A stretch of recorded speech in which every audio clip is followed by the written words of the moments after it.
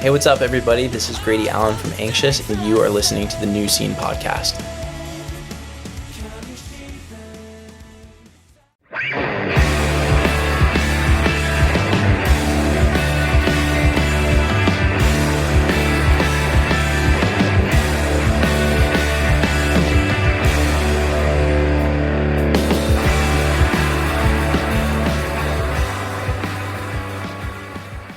Hello, everybody, and welcome to the New Scene. I am your host, Keith, and we are back with our final episode of 2025. It is the best of 2025 episode where I'm going to review with all of you the New Scene's favorite music of 2025. We're going to do the countdown of all those records. I'll also share with you my favorite live performances of the year. And as is tradition, we have an interview with the recipient of the #1 record of 2025 award. It's a jam-packed show. It's a great way to cap 2025, and we will be getting to that shortly. But first, here's how you can support the New Scene. Rate us 5 stars on Apple Podcasts and Spotify. Subscribe to our YouTube channel. We have a main channel with full video episodes and a clips channel with clips from select episodes. We have shirts for sale at our store at Death Wish Inc. Pick one up. It's a great way to support the show. And you can follow us on social media at New Scene Pod. Also, don't forget to support Iodine Recordings. Remember, the Gratitude 20th Anniversary Edition LP is up for pre-order. Head to iodinerecordings.com, sign up for the newsletter, and you can follow them on Instagram at Iodine Recordings. And don't forget, our sponsor for the month of December is Evil Greed. Head to evilgreed.com to see what's new, and you can follow them on Instagram at evil_greed. All right, so let's get into it. Top records of 2025. Here we go. Coming in at number 18, The Starting Line, Eternal Youth. The first new Starting Line record in 18 years. I wasn't a heavy Starting Line listener back in the day, but I got into them through having Kenny on this show twice, and this new LP is my favorite I've heard from them. It's modern, it's who the band is today, and it retains enough of that classic Starting Line spirit without sounding like a tribute or a retread. It was also really interesting to hear Ken detail the making of the LP, how they kept it simple, how they didn't overload it with effects, and how they went back to their roots and pulled from bands that originally inspired them back in the day, like Lifetime, and you can hear those influences in the record. It's great. Number 17, Drought. Souvenir. Drought made a big splash with their debut LP Souvenir that came out this year.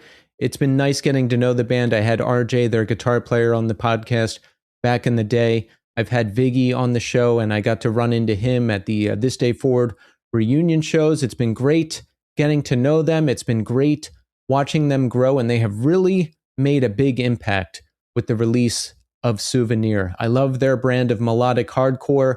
They've got a bright future ahead of them, and I'm looking forward to more. Number 16, Haunted Horses, Dweller. This band got on my radar through Justin Pearson and his record label 31G Records. This is an interesting one that I'm not even really fully sure how to define. Post-punk, industrial, new wave? Whatever it is, it's really unique, and I love it.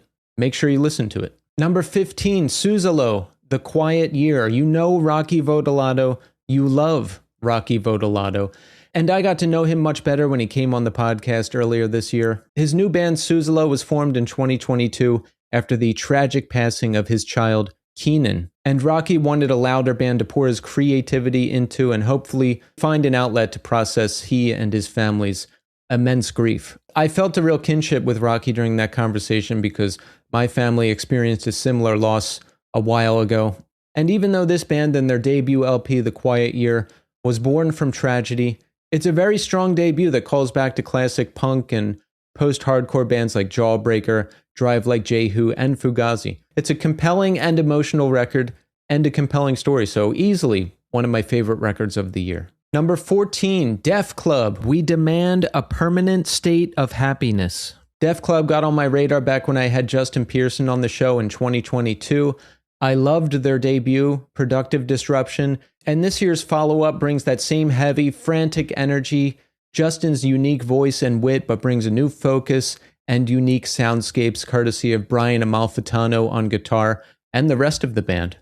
The opening track, Nihilism for Dummies, is a catchy, heavy masterpiece, and I love the record. Number 13, Slow Mass, Low on Foot. Don DeVore from Ink and Dagger originally turned me onto this band, and earlier this year we had Dave Collis, guitar player and vocalist of Slow Mass, on the show. And this year the band released Low on Foot. It's got elements of shoegaze, indie, post-hardcore, and the band has really done something special with this release. Most of the material was written between 2016 and 2021, and after the pandemic and a number of other setbacks, the band have finally been able to bring us this LP, and I'm very happy that they did. Number 12, Low Heaven, Ritual Decay. This is the debut LP from Ottawa's Low Heaven, a band who formed after the dissolution of Sparrows. Low Heaven take the post-hardcore sound that we knew from Sparrows, but they build on it and expand it and take it to new and exciting places on Ritual Decay, their Monarch Records debut. It's heavy, it's soaring, it's got moments of beauty. I love this record, and I love this sound, this specific sound that Low Heaven brings us on this record. However you want to define it, it's hard to pinpoint exactly, but I would say Psalm have a similar vibe. I love this particular sound, and I love this band. Also, we've got Dan from Low Heaven coming up on an upcoming episode of the podcast, so keep an eye out for that. Number 11, Idle Airs, Life is Violence. This is the new band featuring the legendary Sean Ingram and Josh Barber, a notable engineer who's worked with Norma Jean and the Casket Lottery and Colossus, and a bunch of other bands. They really impressed me with Life is Violence. This is their Relapse Records debut. Sean's doing things that he's never really done before vocally. There's a lot of different interesting elements in this record. My band also played with them back in February, and let me tell you, the live show definitely lives up to the record. It just sounded huge. They brought it big time. They brought the energy. I absolutely loved it. They made me a fan after that show, and this record has only increased my love for this band. I can't wait to hear more from Idle Airs. All right, we're down to the top 10. Here we go. Number 10, Shiner, Believe You Me. The legendary Shiner have returned with their first LP since 2020's Schadenfreude, and it may be my favorite record of theirs yet. Their signature brand of heavy Midwest rock is on full display here, pulling in elements of space rock and post-hardcore and shoegaze and even a little bit of noise rock. This is one of those bands where I focus on every instrument playing. I love Alan's voice. It's as great as it's ever been. The lyrical content is compelling, and it's just another classic entry into the Shiner discography. I also got to see them perform a lot of the record live a couple months ago, and let me tell you, unbelievable live show. Every member of this band is crucial. Huge sound, great tones, just great stuff. Number 9, The Casket Lottery, Feel the Teeth. The latest entry from The Casket Lottery breathes new life into the band. I had Bell Penny stuck in my head for weeks earlier this year. If you know The Casket Lottery, if you know their music, you're definitely going to love this record, so make sure you listen to it. Number 8, Burial Waves, Washed Clean. This is the newish band featuring Jimmy Rhodes. He was in Black Clouds and Tony Danza, Tap Dance Extravaganza, and All Else Failed, and drummed for all kinds of bands. And it's also got Kyle Durfee from Pianos Become the Teeth on vocals, among others. I loved their debut EP, and let me tell you, Washed Clean, the debut LP, is a must listen. I don't know what you call this sound, post-hardcore, new gaze, whatever you want to call it. Whatever this sound is, I absolutely love it. This is what I look for in music. It's heavy, it's melodic, it's got moments of quiet, it builds back up and explodes. It's got everything I want. Number 7, Psalm, Let the Light In. I love this band. I've loved them since the first time I heard them way back in 2018. I've loved them since I heard their debut LP, and I love their signature blend of heavy, doomy shoegaze. This is another A+ entry into their catalog. I remember listening to the whole record driving back from Philadelphia a while ago, and I just hit the band group text and randomly texted them, and I'm like, guys, the new Psalm record is really good. That is all. Chemicals get stuck in my head every time I hear it, and that extended breakdown section at the end of Nightmares, that alone is worth the price of admission.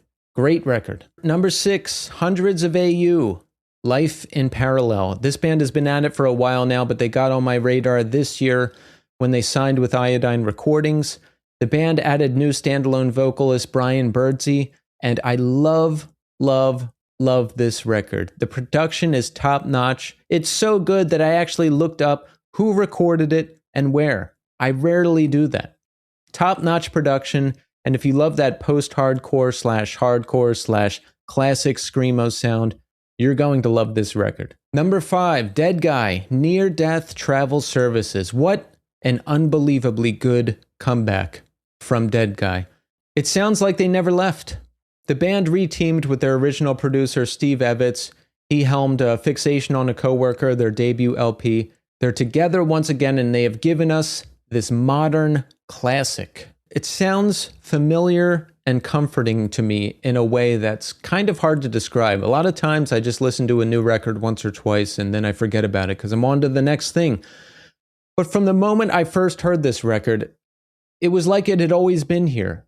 It was like I knew these songs. And not like it was a retread or something, but it was just like I remembered parts. I remembered songs. I saw them live. I'm like, there's that song. There's that song. This is awesome. They haven't lost a single ounce of what they had back in the day. They're back stronger than ever. Hearing about the making of the record was really fascinating. I mean, think about it. Before the band even got back together, Dave was teaching himself guitar and writing riffs and demoing stuff. And all of that stuff ended up being a lot of the new Dead Guy record. This is a solid return from Dead Guy, and I urge everybody to listen to this record. Number 4, Slow Crush, Thirst, the long-anticipated third LP from Slow Crush, and the follow-up to 2021's excellent Hush. I've been waiting a long time for this to drop, and it is my favorite Slow Crush record to date. Another leading band in the world of modern, heavy shoegaze. But Issa's haunting and beautiful voice and the band's unique take on the genre really set them apart, and I love it. Number 3, Pygmy Lush, Totem. This was originally recorded back in 2016 and then ended up sitting on the shelf for a while because Pygmy Lush went inactive, and then Page 99 got started again. Pygmy Lush and Page 99 share members, but they're back and Totem is here now. I don't even know how to describe it. And that's what makes me love it so much. I love the production. I love the guitar tones. I love that it doesn't really sound like anything else out there. I love the variation of sounds and genres. I imagine a rustic band of post-hardcore moonshiners out in the woods, living in a cabin somewhere, living a mysterious life, and making this record in between batches of moonshine. It's amazing. Definitely check it out. Number 2, Anxious, Bambi. This is the much anticipated follow-up to their debut LP, Little Greenhouse, and it did not disappoint a single bit. They've expanded their sonic palette. They've really come into their own as a band, and dare I say, this is a flawless LP. Not one bad track on the thing, not one skippable track on the whole record, and that's rare. Very memorable overall, very interesting to hear Grady on the podcast earlier this year talk about the making of the record and some of the struggles that he and the band worked through as they got used to the new writing structure, the new creative process, and having 2 people writing lyrics and 2 people singing. It was really compelling stuff, and this is a very, very big leap forward for Anxious. I'm looking forward to see where they go from here. And the number 1 record of 2025 is Greet Death, Die in Love. Greet Death grabbed me back when they first dropped I Hate Everything in the New Lows EP in 2022. Then I went back and listened to their 2019 LP, New Hell, and I was just absolutely hooked. I was grabbed by this band very hard in a way I have not been grabbed by a band in a very, very long time. So I was really looking forward to the release of their next LP, Die in Love, and it is here. My favorite LP of 2025. There's the heavier shoegaze element that we've come to know and love from Greet Death, but it's more defined, more thoughtful. They do these great storytelling type lyrics that really draw me in and make me pay attention to and think about what I'm listening to. There's also elements of alt country and acoustic singer-songwriter stuff that I would normally never go anywhere near. But for some reason, whenever Greet Death do it, I just absolutely love it. And I love this record. So there it is. The New Scene's top records of 2025. What's on your list? What did I miss? What should I listen to? Let's also do top 5 live performances of 2025. Number 5, Anxious, April 10th at Bowery Ballroom in New York City. Number 4, Sunny Day Real Estate, June 5th at Asbury Lanes in New Jersey. Number 3, Sleepy Time Trio, September 29th at the First Unitarian Church in Philadelphia. Number 2, Shiner, November 11th at the Mercury Lounge in New York City. And number 1, this should be no surprise to anybody, Ink and Dagger at the First Unitarian Church. The whole weekend was my absolute favorite thing ever, but I'm going to vote the Sunday, November 1st show as the best live performance that I saw in 2025. Check back in with me in segment 3.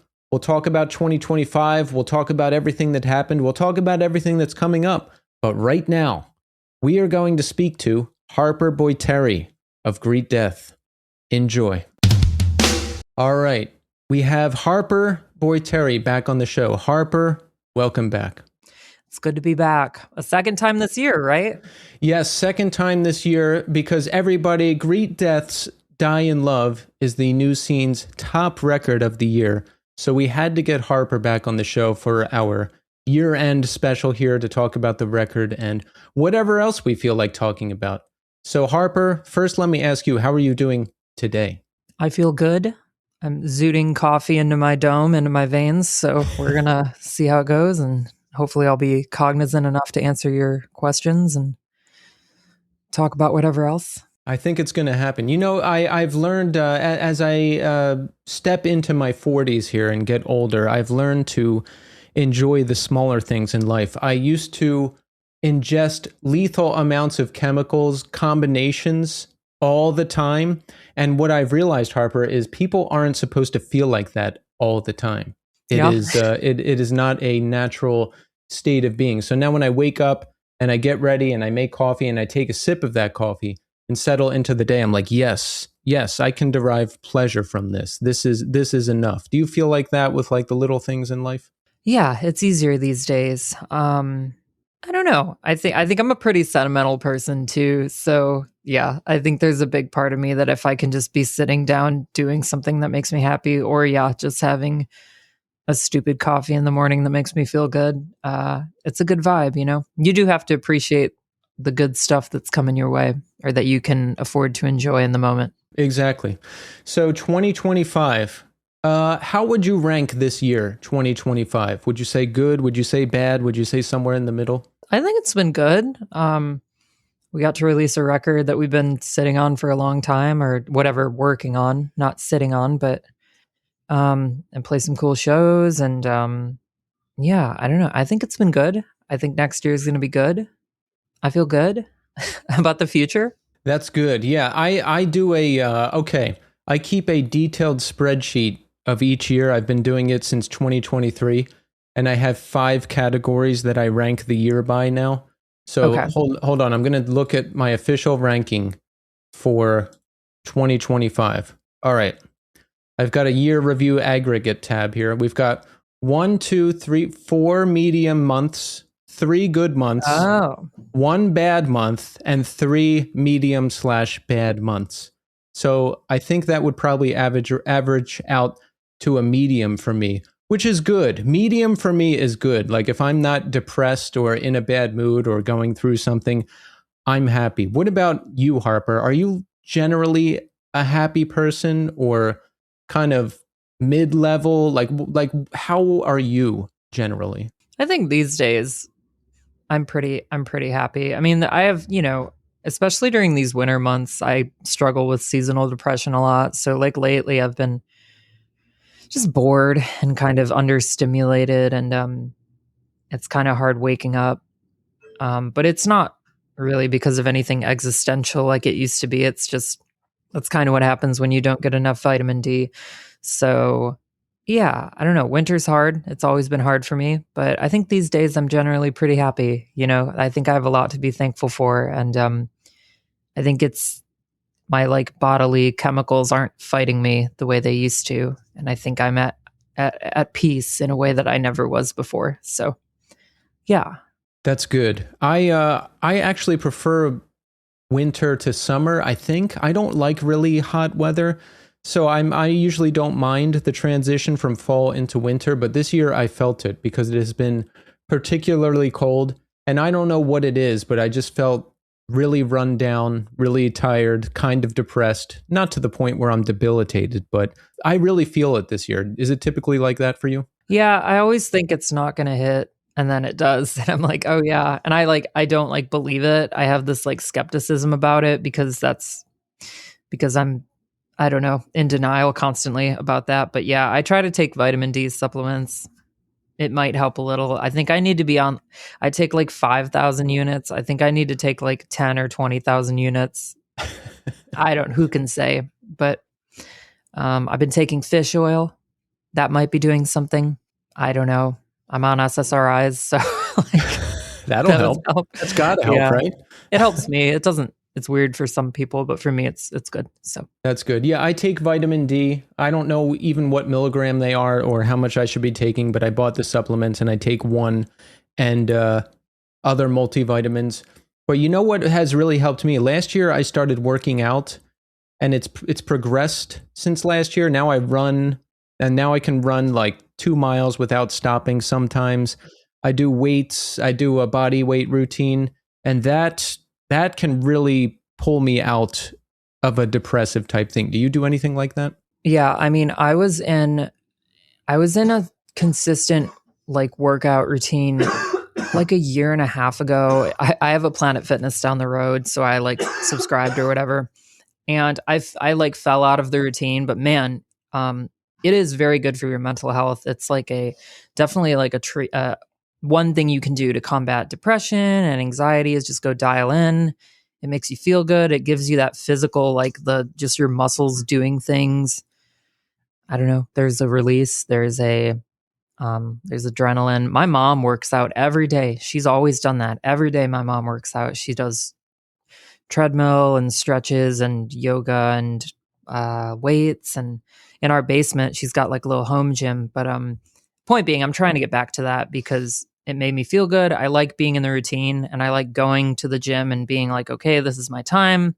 It's very meditative, so I'm with you, and that's cool that you're in the swing. I got to get back in the swing. Yeah, it's made a difference. Not every day, because every day is just too much for me, but every week, definitely most weeks. So, because I'm 43 now. I don't want to fall apart. I don't want to be 60 years old and hobbled and crippled. I see 70-year-olds out there who still travel the world and are on vacation and who still play shows and all that stuff. I want to be one of those people. How old are you now? I'm 32. I just turned 32 on December 5th. So, happy birthday. Yeah, I'm a little bit behind you, but I'm on my way. And yeah, I think I was doing like 3 times a week. I was trying to do 3 because yeah, every day feels like a little bit, but I don't know, like I got my mom doing her health stuff that she's always been doing, and then my dad had a heart attack when he was 40. And then after that, he started taking his health very seriously. He'll ride like 50 miles on his bike. Whoa. He's like a big bike guy. So, and then he'll do treadmill with my mom. So like both my parents are really active and just trying to take care of themselves. And so I don't know. I guess I have that as kind of inspiration as well. But do you feel older now at your age? I really didn't even think about it until I turned 35. And then I started noticing things like, oh no, I have a little bit less hair. And then when I was like 39, I would always, or I still always eat ice cream, usually right before bed. And then I would eat ice cream, go to sleep and wake up and feel like shit. Of course. I'd be like, oh no. I'm making ice cream. I thought I was invincible. So up until I was like 35, I was like, I'm the youngest, coolest, most bulletproof person ever. Nothing's ever going to stop me. And then it started to change. Do you notice any changes like that? Yeah, I mean, for sure. I mean, even like as I got into my later 20s, I can't really drink anymore. Like it just makes me feel pretty bad immediately. I've been trying to drink like some, like we were on tour and I was trying to drink a couple I don't even know, like seltzers or cocktails, and it just makes me feel shitty. And especially if I get a hangover, it's over. It's like a 2-day affair for me. So, yeah, that was something I kind of had to curb, and it's fine because I don't care really. And, yeah, I mean, eating stuff, it affects your body differently. But, I don't know, especially like I, my position is unique to me, I guess, because I feel like I transitioned just before I turned 30, and it just felt very like, um I don't know. I just feel like my 30s are like where I'm going to thrive now. That's whether that's true or not. I just feel like my 30s are mine now and it's time to go. So I wouldn't say I feel old or anything. I think I feel very invigorated, and I don't know. I just feel like I have a lot of energy and a lot of joy, and I'm ready to just keep going. That's good. Yeah, I feel like that too. And I don't have an exact read that I would like on all of this because, through a lot of my 30s, I drank a lot. And I don't know, I was just a lot more unhealthy. And I didn't really start to get more healthy until now in my 40s. So who knows what was going on. But like you, I feel good now. And that's all that matters. Good. Well, maybe your 40s are yours now. It's time. They It's time are. to go. They're so mine. You're talking about being so busy and seemingly working on more projects than you ever have. Like they are. They definitely. It's your time. This is it. It feels like it. Yeah. I'm happy about that. That's exactly. My 40s are mine. I like the way you phrase that. I'm going to remember that. Yeah. Hell yeah. Well, Greet Death released Die in Love this year, which is my/the new scene's favorite LP of 2025. I was highly anticipating a new record from Greet Death because I love the band, and we had New Lows, which came out in 2022? Yeah, 2022. Yeah. And we talked about some of the making of the record last time you were on the show. When did the initial production start? 2022, 2023? You talking about for this record? For Die in Love, yeah. Oh, I mean, man, I mean, there were a couple songs from Die in Love that we demoed in like 2019, but like the record, we were writing songs for that for years. Because Same But Different Now, we were playing back in 2019, 2020. So, but I forget when we demoed the whole record. I mean, for New Hell, we did all the demos at once. And then Die in Love or New Low, we didn't demo it. We just kind of went in and recorded it. So this record, we kind of demoed songs as we went. Like there were like 2 different demos of Same But Different Now over the years. We just kind of did it as we went, as we were touring, as we had time. But we recorded it in 2023, in fall 2023. And when you're approaching a new LP, well, let's talk about Die in Love specifically. You're approaching this LP.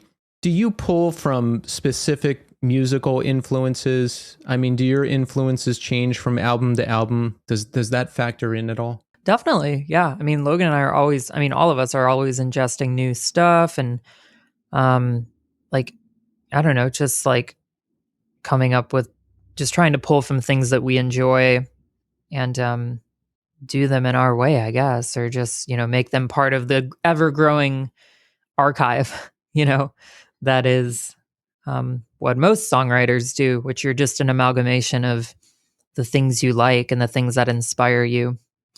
So yeah, like I know Logan talked a lot about Paul McCartney being an influence in some of the press for this record, just like his specifically like silly love songs and like this concept of like it's a love record, it's a record of love songs, which is like so ironic in itself for a band like us, and that's why it was like a fun concept to work on. Yeah. How about some specific influences for you for Die in Love? It's a good question. Emptiness is everywhere.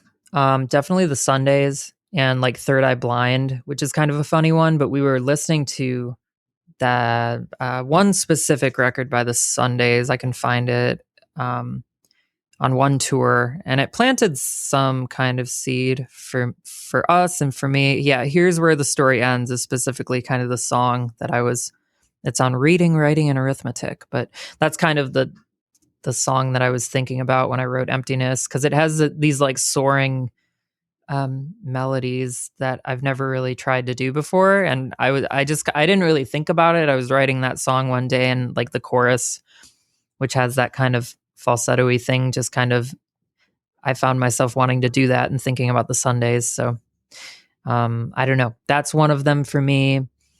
I don't know what else, because Country Girl is a song that's been around for a while. I mean, there's probably, I don't know. I mean, the guitar is kind of true widowy on that song, but then the vocals do something that's like so not true widowy, slow core, shoegazy. They're just like in your face, throwing a million words a minute at you. And maybe that comes from like Gareth Lydiard of the Drones and Tropical Fuckstorm, because he's another one of my favorite vocalists, and he's just so like in your face, phonetically charged, visceral with his writing and his singing. And so that's kind of something that I take inspiration from. What else? The last song, Love Me When You Leave. I don't know. I'm an alt country girl at heart. So like, I don't really know what that is. It's just me wanting to write alt country songs in our way, I guess. Yeah, that's actually my favorite song on the record. Love Me When You Leave. Yeah. What is so alt country as in like the newer alt country, or are we talking like what do you mean specifically? I mean, like Wilco was one of my favorite bands as a kid. Okay. So we're talking that kind of thing. Or I've been listening to a lot of Jason Isbell this year, last year. Big Thief doesn't really count. They're more straight up indie, but you know, stuff like that. Gillian Welsh. Yeah, just like there's something, you know, and going back to even like Logan and my earlier influences, Neil Young is one of he's not exactly alt country, but he's got that like Americana, you know, acoustic driven country-ish vibe sometimes. So like, and he's also like the original sad boy. So he's probably not, but he's one of them. So yeah. That's what's funny about Greet Death is, you know, these bands you list. I don't listen to any of them. I wouldn't say I'm an alt country fan. I wouldn't say I'm a country fan. I don't listen to Neil Young or any of that classic acoustic kind of stuff. But for some reason, when you do it, when Greet Death does it, I love it. I don't know what it is, but I eat it up. All right, we'll keep serving. And I guess Beck Sea Change, I guess you could kind of maybe say that's in the same neighborhood. I really like that too. I'm not. I mean, I know Beck. I'm very limited with my Beck knowledge. Yeah. Have you heard the album Sea Change? No. Really? Should I check it out? Listen to it today. It could potentially transform everything for you. Okay.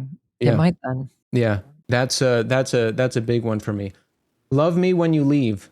When did you write that? What's the inspiration behind it? It's a good question. I don't know if I remember writing that song, but I remember demoing it for the first time. I don't know. I mean, I really like to, that might have been, there comes a point in like the record writing process where I try to write a closer, and maybe Logan will write the closer for the next record. I don't know. That's something that I like to do, because once I know like what the vibe of the record is and what the like narrative is, I like to try to, like, the end of a record is very important to me. I think the last song on the record is very important. Mm-hmm. And it's very important that it be a moment, like regardless of what kind of moment it is, whether it's bombastic and crazy, climactic, triumphant, whether it's a slow burn, whether maybe it's abrupt and weird, but there's got to be a very intentional ending to a record. So I don't know. I think I just start, like a lot of songs, I just pick up a guitar and like I'll start playing something, and then I've got something, and then I follow it. And so that song, I started writing the first verse about the girl in the movie theater. And then I wrote the second set of lines about someone that works at a collections agency but writes songs. I used to work at like a music retailer. I did collections work. I did like accounting. So there's it's just more, that's autobiographical, I guess. But yeah, I don't know. I just started telling that story, and then I heard the drum kick in, and then I just start singing the song. And I don't know if it's going to work because that's like a different vibe than we've ever done. It's a very soft song. It's not shoegazy at all. Um, there's nothing like any of the other songs we have in that song. So, but obviously I believe in it. So I bring it to the guys, and yeah, they also believed in it. And we did a demo for it. And honestly, I think there was something about the demo that we never quite recaptured in the full recording. That's the problem with demoing, is you could capture some kind of lightning that you can never get back, but like the vocals weren't good. That's the thing. It was like we did the demo like Big Thief style. Well, they do this sometimes where some of their recordings, I guess they'll, like Adrian Lenker will sing live while they play it, and that's just the take. And so we just tried to do that for the demo, and it wasn't like good enough to be released, but there is something about that original demo that I miss, and I don't think we quite got back. But that being said, I don't know. I just wanted to when I feel like I can write the end of a record, I do it, and that's what happened there. I like that you actually sit down with the intention of this is the last song. I'm going to write the last, because I think about that stuff a lot too. We are in the midst of writing an LP, and it's like, oh, this is the closer, or oh, this is the second to last song, or this is the first song, because it's not the best, but it's a good presentation of like, hey, here's what to expect. And I think about that stuff a lot. Yeah, I don't think I always know, like, it's not that I'm like, okay, right now I'm going to sit down and write the last song. But if I start writing something and it feels, and I feel like, oh wait, like this is both good and I think it might be the last song. Like that's kind of my, yeah. I got you. Yeah. Like that's how New Hell was. Yeah. I guess that's the other example of the other closer I've written. What are the different ways you get started on writing a song? Do you start acoustic? Do you start electric? Does it just depend? It's always acoustic. Yeah, it always starts on an acoustic guitar, and it's the same for Logan too. We always start with an acoustic guitar and a fucking phone memo. And so I have tons of phone memos. A lot of times I'll be at work and I'll think of something, and I'm literally at work, no guitar. So I take my phone and I go in the bathroom and I open my memos and I sing what I think the guitar melody should be, very, very basically. And then I hum probably like a melody that doesn't even have words yet. And then I have it, and I won't forget it. And then I'll probably obsessively think about it the rest of the day. And then if I get some words, I'll write them into my notes app. Then I'll go home and I'll start working on it. To be honest, that's a big, or I'm in the van on tour. That happened recently. I was in the passenger seat. We were driving to Montana, and I started working on something. So literally a lot of the time it's just like vocal humming in my head, and then I have to find a guitar quick so I can make it happen. Yeah, that's what I do too. This electric guitar right here, I play it unplugged so I don't disturb anybody, and into a voice memo, and then I bring it to the shop later on. It's just like the age where we have this always available recording device in our pocket is like, it is one of the wonderful perks about technology, is that you got it. It's there. Yep. Always. We're cyborgs. Well, Die in Love has been out for a few months now. How do you feel? How has the reception been? Like, I mean, have you seen positive comments from everybody? How has it been? Yeah, it's always weird because, and I kind of forget, it's not like we've done that many records, but there's always, it's never like a big explosion. It's always like a slow, steady, incremental climb for us, which feels good. But like, usually when we put a record out, it's like, we put it out. Obviously, we have so many people who care about it and are going to say lovely things. And then, we're kind of chilling for a minute. But yeah, I mean, especially toward the end of this year, seeing it pop up on so many year-end lists and like publications talking about their favorite songs of the year, that is pretty crazy to me. So it's becoming more and more exciting as we go, which is kind of the fun thing about a record, is if you're having a good record cycle, it will mature as it goes, I guess, and you'll keep getting surprised by these fun things that people say, or just random people that are like, this song is crazy, and it's like, I don't know you, that's super cool. Was there something ever particularly surprising or out of left field that was like a positive thing you saw that really caught you off guard in terms of die in love response? Yeah, I mean, I think Pitchfork putting Country Girl on the top songs of the year is like a crazy accolade, probably one of the coolest accolades we've gotten. So that was really cool to see. And I mean, I don't know. We got to do KEXP this year, which is a lifelong dream of ours. And getting to do that show specifically with the host Cheryl Waters, who we've been watching her in KEXP since we were kids, and watching our favorite bands on KEXP, and not quite what you're talking about, but we did that like last month. And that was just such an incredible, surreal moment where I think there was a lot of like payoff and validation in playing this thing that's kind of been a bucket list item for us. So it's been a cool year. That's awesome. Do you ever stop and kind of take stock of those things? I do that a lot because there was just so many years where I had nothing going on or things weren't working out or I was wasting time. So whenever a little thing happens, we book a good show, someone says something nice, things happen. It keeps me humble and I take stock. I'm like, wow, I'm happy that I'm where I'm at now and good things like this are happening. Do you ever think about that stuff? Yeah, definitely. I think for both Logan and I, it's hard to be grounded sometimes and appreciate the moment. But I think more than ever, like we get to do so many cool things that we have no business like doing or didn't think we did or whatever. Like, I don't know, like it is important to not take things for granted and be so appreciative and grateful. And yeah, I think lately, I do try really hard to just look at things and be like, this is so special that I get to be doing these things with my band and my friends. And yeah, definitely. The big tour this year was supporting a Nation of Language, yes? Mm-hmm. How was that? That's great. I mean, I didn't know about that band before they asked us to tour. And I think like most of the tours we've done like that, I just definitely became a fan of them. And I'm not usually into like the new ordery, like dancey music, but they're just so good. They're such good performers. They're such good melody writers. So we got to play, some great shows with them. And it was good. I don't know. It was a good tour. And then we did a headliner after that. And that was probably the best tour we've ever done. And yeah. How long was the headlining tour? Where did you go? It's like 3 weeks.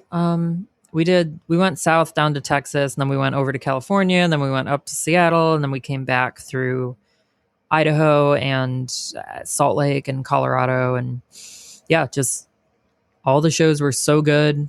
The best shows we've ever played. Specifically, the Seattle show was off the rails completely.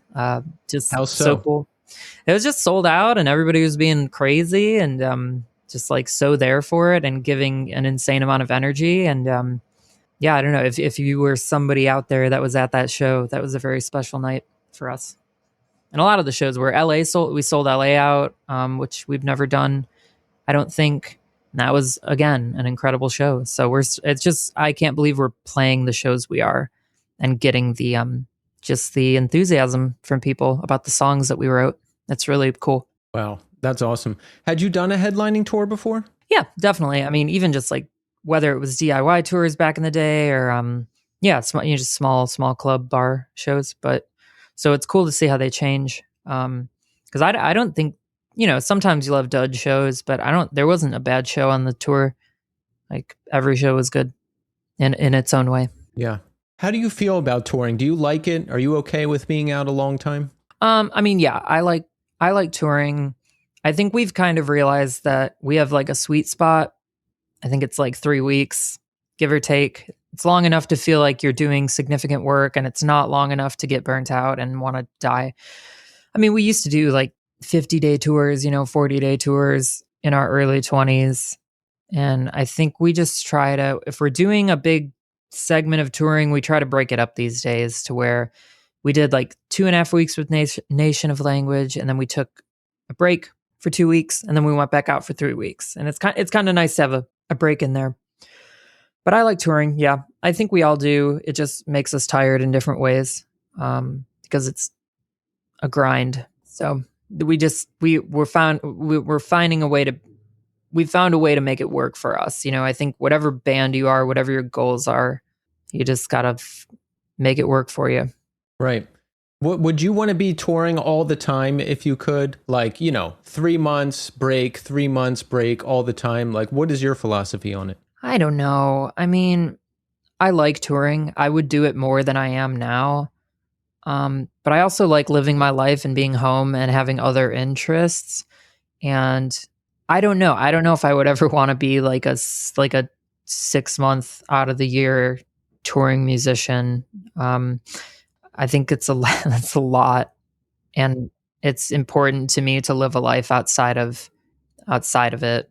But I don't know. That being said, like if there's a crazy year, we're probably going to embrace it. But like, I don't think you're going to see us doing a 10-week tour. Like Nation of Language was doing a 10-week tour for their new record. And that's it. They were doing the US, they were doing Europe, no break. And I don't know. I think I would want a break in there somewhere, but hats off to them. They're soldiers and they're doing good work out there. So yeah, I wonder about that because, the band I'm in now, we're just starting to do out of state stuff and trying to string dates together. So it's new territory for me, but I don't know what I would want to do. It's hard to be out. It's hard to be cramped with people. You get tired. You get tired driving far distances, but I love it because like I would never do those things in any other circumstance except being in a band and playing shows. That's it. no, and that's why it's so special. I mean, regardless of where you're going, this is like a Steve Albini thing, but he said that like if you're in we this is kind of one of our early mantras as a band is something that he said, which is that if you're in a band, you're in a van, you get in a van and you take your music somewhere, that's like that you're doing it. Like at whatever level you're doing it, you are doing the thing. And it doesn't have to be, it's all relative to your goals. It's all relative to just your happiness. So it's amazing to get in a car and take your music, your stupid dumb fuck $5,000 equipment rig, whatever, to a state over and play a show. Even if it's I remember some of the first shows we played out of state were for like almost nobody. And like, well, actually that's not true. We played some cool house shows for our first couple shows, but like, yeah, down in like North Carolina and like Indiana. And it's like, it's just amazing because you're away from home playing your music to like strangers in a different state who might as well be a world away at that point. You don't know them, So anyway, that's exciting. And that's cool that you're doing that too, because it is exciting and you should be excited. Like it's just so cool. Like how cool is that? It's the best. It's what I want to do the most. And I'm still in the honeymoon phase where I'm like, I'll drive to Virginia and play for 10 people. I don't care. I'll take the hit. It's fun. This is the only, or this isn't the only thing I want to do, but it's the thing I want to do the most. How about that? I mean, that's how you should do it then, at least to whatever capacity you want to, because it's in your head. It's got you. That's right. So, all right, when you're off the road, what is your life outside of music? What do you like to do? How do you decompress? Like, tell us about some of that. Well, I know, you and I have talked about this. We're gamers, right? We be gaming. I like to play a lot of games. It's a nice way to unwind. For me, I was streaming. I don't know. I was starting to stream some Dark Souls games again. And I still want to do that, but sometimes it feels like I'm trying to get myself to do a job, and that defeats the purpose of the relaxation part. So I don't know if that actually interests me anymore, but I don't know. But yeah, it's a nice place to escape. What else? I don't know. I've been taking learning Spanish kind of seriously recently, and by that I mean like for a week. But I work with a lot of Spanish-speaking people, and I'm trying to increase my knowledge and my speaking and learning abilities. So I've been like listening to an audiobook on YouTube, like passively, even though I don't really understand a lot of it. And then of course I've got the Duolingo going, and I've been watching some TV in Spanish with like English subtitles. So I like to find like goals. I'm very goal oriented, and that also means I have a hard time relaxing, which is bad. But I don't know. I like to give myself projects and goals. So right now, that's one of them. I'm the same way. I'm constantly working on something. It's probably not healthy, but I don't care. It's either the podcast is a constant thing. I've been doing writing for a magazine that might turn into more of a thing. Yeah. There's other ventures that we were talking about earlier that might be a thing. The band is its own thing, and then there's going to shows, and just I'm constantly doing something. So there's not much room for, I don't know, sitting around or doing nothing. Every day I wake up and I make a list of the top 3 things that need to get accomplished today, and then that's what I focus on. You're on your grind set. I see it. People make that joke to me and I'm like, ew, but I kind of am. No. I mean, I'm the same way, and I don't know. It's really hard for me to just sit down and turn my brain off. I've been watching a couple just bullshit TV shows lately because I think it's important to at least sit down and, I don't know, try. But I'm like you. It's really hard for me to turn it off. So let me ask you this. Do you think there's still good TV and movies? All right. Now I'm trying to figure out if I just reached old guy status or if everything is really bad right now, or maybe both. I feel like there's no more really good TV shows. I'm talking Sopranos, Breaking Bad, The Wire, True Detective Season 1 quality. Like everything I've watched does not even come close to that. And when I watch a TV show or a movie, I feel like I'm just like, it's kind of good, I guess, but I feel like there's no real good stuff anymore. What are your thoughts? I mean, I think there is. I mean, I just watched movies, especially. I'm a huge movie. So stupid. I'm a huge movie person. What I watched the other night, the new Knives Out movie, Wake Up Dead Man. It was great. It was so good. Watch it. Go see it. What else? I liked what other movies have I seen? Have you seen Weapons? I've heard people say good stuff about that. I liked Weapons. I like Zach Kreger. Yeah, I like Zach Kreger. I think he's turning out to be a cool voice in that genre. I also I don't want to spoil anything, but I watched an interview with him about that movie. There was actually Logan was playing it in the van because he watched that movie on his phone one night on the last tour. And then he was listening to a interview, and it made me like the movie more. I'll just say that. But I liked that movie. I don't know, Nosferatu, the Robert Eggers movie, that was good. Frankenstein just came out, that was good. No, there's good media everywhere.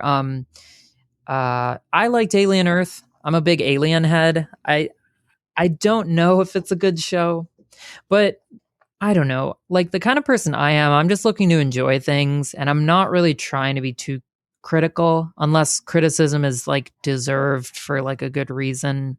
Especially an alien TV show. I just want to have fun, but I don't know. I think there's so much good media out there. I wouldn't recommend Hunting Wives, that new Netflix show, The Hunting Wives.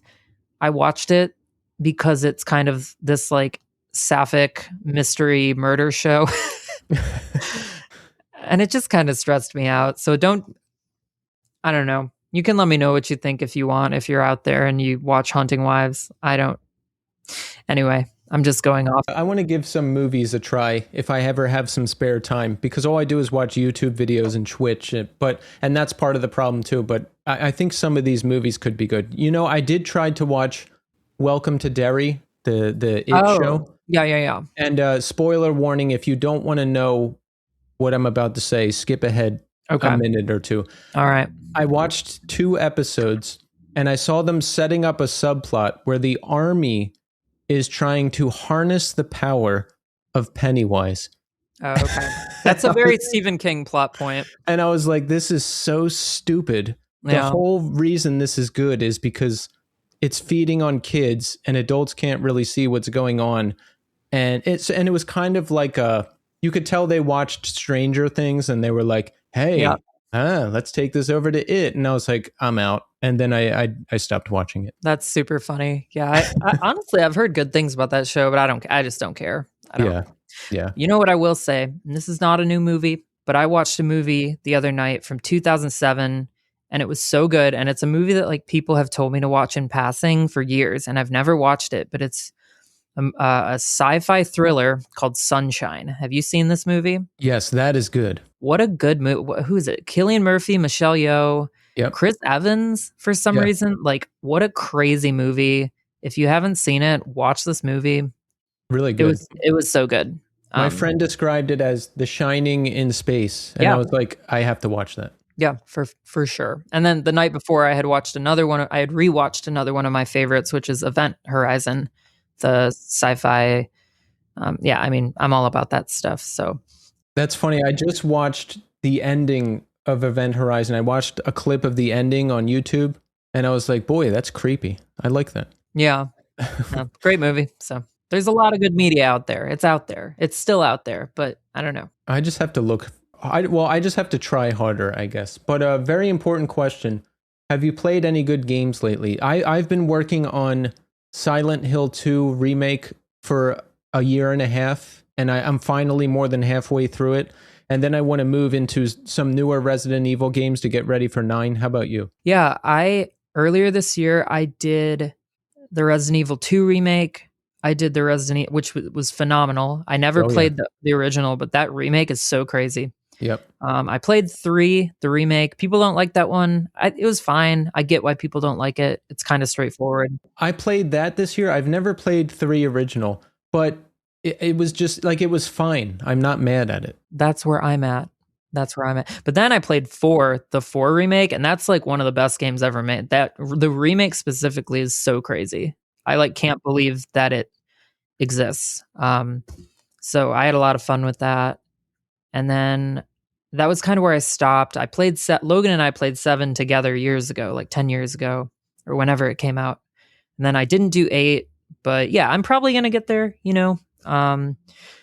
I did spend a lot of time with those games. I'm actually playing the Metroid Prime remaster right now.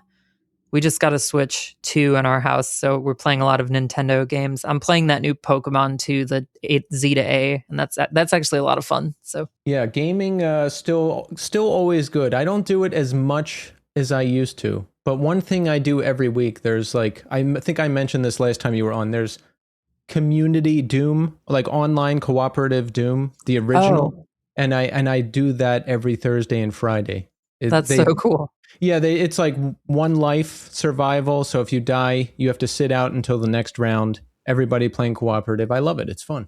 That's awesome. It's also awesome to have those social events to look forward to. I don't know.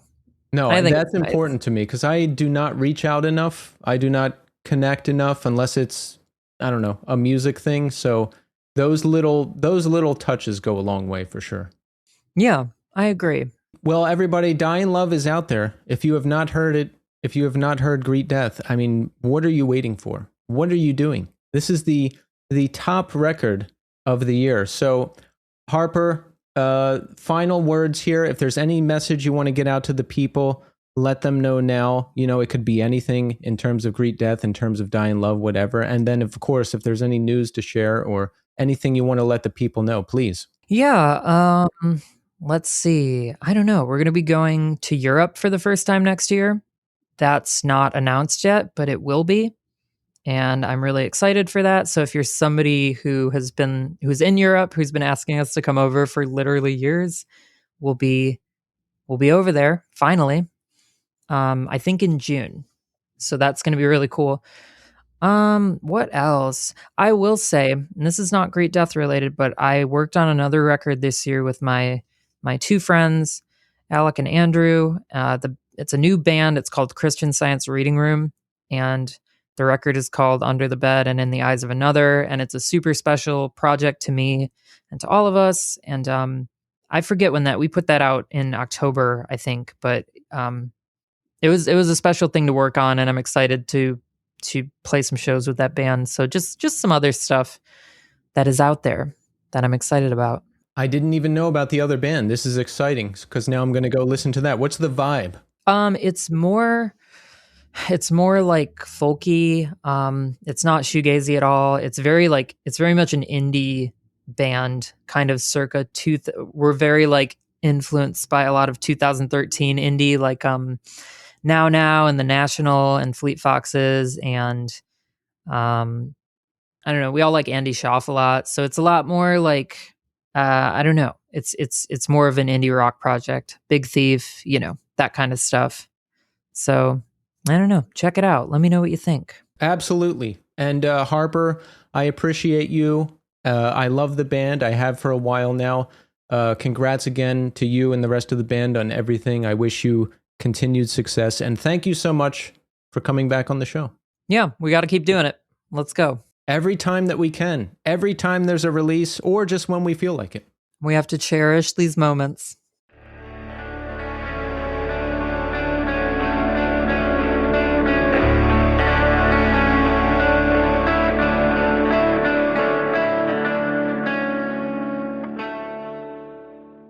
And there you have it. Harper Boyhtari. Always great to have Harper on the show. If you want to hear more about the making of Die in Love, I'll link Harper's last conversation that we had earlier this year after the episode. So make sure you listen to that. We do a deeper dive on Die in Love, but it was great to get even more insight on this LP. And one of the things I forgot to talk to Harper about, which we actually talked about after I stopped recording, was another reason this was a favorite LP of mine was it just became music in my life, throughout my life, through different experiences. You know, I was highly anticipating this thing coming out. The album was there for me in good times. Songs from that record became the soundtrack to good times. The album was there for me in bad times. Songs on that record became the soundtrack to bad times. It was just one of those records of life, you know? And I don't get to listen to as much music as I used to all the time. And it's rare. It's rare for a record to become a record of life, become a record of different experiences. And Die in Love was that record for me in 2025. So awesome stuff. I also like how Harper said, my 30s are mine. And you know what? My 40s are mine. They are mine now, and I am living life to the fullest. And I'm happy about that. And one thing I didn't remember, half of my 30s were mine too. I sorted out my life and started getting focused on creative pursuits again when I was 35. So I reclaimed half of my 30s, and now my 40s are mine. Great stuff. Thank you so much, Harper, for coming back on the show. Oh, also, that TV show discussion, you've heard me talk about how there's no more good TV or movies. I've thought about it, I've examined it, and here's what I've come up with.